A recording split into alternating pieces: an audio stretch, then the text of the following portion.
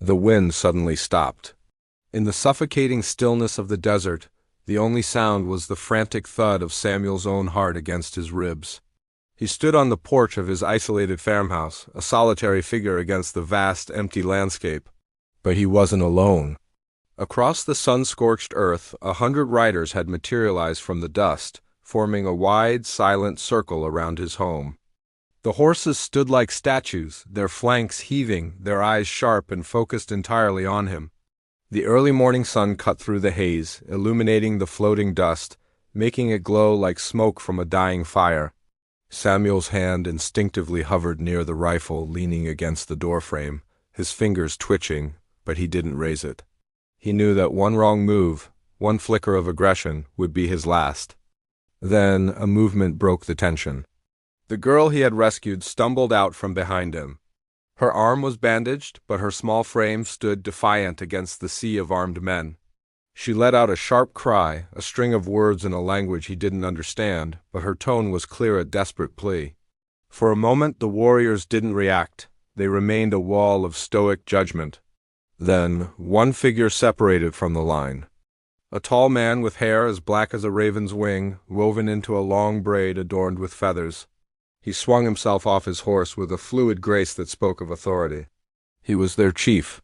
His eyes, dark and piercing, locked onto Samuel, studying him, weighing him, dissecting his every intention while the 100 warriors behind him waited for his signal.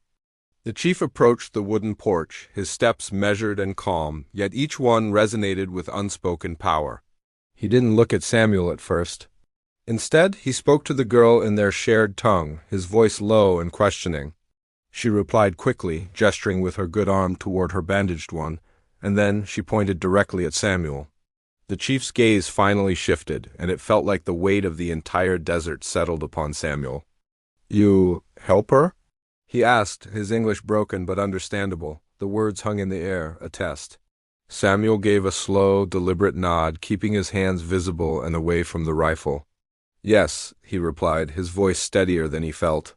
"She was hurt. I only wanted to help." The chief's expression didn't change. He continued his intense scrutiny, searching Samuel's face for any hint of a lie. "You not hurt her?" he asked again, the question sharp, probing. "No," Samuel said, his voice firm and unwavering. "I stopped the bleeding. That's all." A long, agonizing silence stretched across the landscape. The fate of his life, his home, everything he had built, balanced on a razor's edge. It felt like an eternity. Then the chief turned his head slightly and spoke a few sharp, guttural words to his warriors. A ripple went through the circle. Some of the men visibly relaxed, a few even lowered their bows and rifles. The girl, seeing the shift, stepped closer to her father. She touched his arm gently and pointed toward the open door of the farmhouse, toward the simple cot where Samuel had carefully cleaned and tended to her wound. The chief's gaze followed her gesture, and for the first time the hardness in his eyes seemed to soften, replaced by something else, understanding. He turned back to Samuel. "My daughter," he said slowly, the words carrying a profound weight. "You save her life?" He paused, then added, "You—" "Good man." His eyes swept over Samuel's worn clothes and calloused hands. "Many white men not help my people. They see Apache. They shoot." He looked Samuel directly in the eye. "You not same." A wave of relief so powerful it almost buckled his knees washed over Samuel. He gave a slight, respectful bow of his head. "She was hurt," he said quietly, a deep humility in his voice. "I did what anyone should do," the chief nodded, accepting the simple truth of the statement. He barked another order to his warriors, and this time the tension broke completely. The riders began to relax, some turning their horses, the formidable circle starting to dissolve. The girl looked at Samuel, her dark eyes shining with unshed tears. She held out her hand. He took it gently. A small, genuine smile bloomed on her face, a silent expression of gratitude that spoke louder than any words. The chief gestured, and a few of his men dismounted, bringing forward gifts. They laid them at the steps of the porch, a beautifully woven blanket rich with color and pattern, a bundle of dried meat, a valuable provision in this harsh land, and a silver pendant crafted with intricate care. The chief took the pendant and passed it to his daughter. She, in turn, walked to Samuel and placed it in his open palm. The metal was cool against his skin. "This means peace," the chief explained. "You are a friend of my people now. No Apache will harm you or your home." With that, the encounter was over.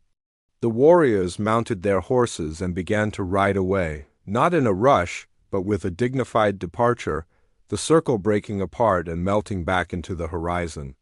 Samuel stood on his porch, alone once more, the silver pendant clutched in his hand. He watched until the last rider disappeared, a tiny speck against the vastness of the sky. The oppressive tension was gone, replaced by the familiar, quiet whisper of the desert wind. Seasons changed. Life on the farm returned to its familiar rhythm. The corn grew tall, the well gave water, and the desert remained a quiet neighbor. Samuel never saw the chief or his daughter again, but he kept the pendant, hanging it from a leather cord. Later, after finding a single white feather near his fence line, a likely gift left in passing, he tied it to the silver. The two items became a single emblem, a constant reminder of the day the threat of war had transformed into a bond of peace. Years passed. The world changed, but for Samuel, the memory of that morning remained as vivid as the desert sun. Every time he looked at the pendant and the feather, he was transported back to that moment of terrifying silence. The day fear was answered not with violence, but with respect. The day his courage was met with mercy. He learned a profound lesson on that porch, that a single, compassionate choice could change everything. It had not only saved a life, but had also transformed the very land around him, turning a place of potential conflict into a sanctuary of peace. In the quiet of the desert, with the wind whispering stories across the plains, Samuel knew the simple truth. Sometimes the right choice, the kind choice, is the bravest act of all. Thank you for watching. If this story moved you, please consider liking the video and subscribing to our channel for more tales of courage and humanity. We'll see you next time.